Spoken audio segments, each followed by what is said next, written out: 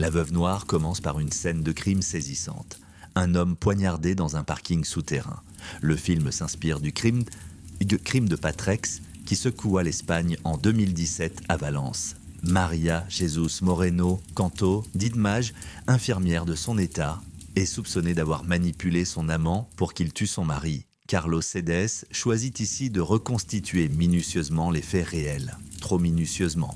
La mise en scène est propre, presque appliquée. Les séquences s'enchaînent avec un calme qui frôle parfois la torpeur.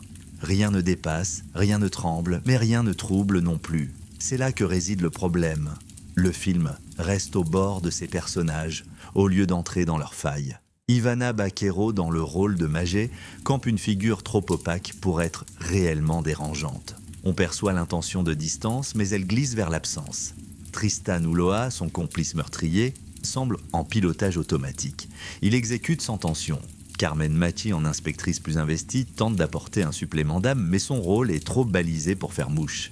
Visuellement, l'ensemble est cohérent. La photographie restitue les textures froides des lieux, la lumière blafarde des couloirs d'hôpital, l'opacité des interrogatoires. Mais cette neutralité visuelle, comme la partition sonore très en retrait, participe d'un effet anesthésiant. Loin de l'ambiguïté poisseuse qu'un tel sujet pourrait faire naître, le récit opte pour une rectitude presque documentaire. On suit, on comprend, on observe, mais on ne ressent pas. Le problème n'est pas tant la lenteur que le manque d'angle.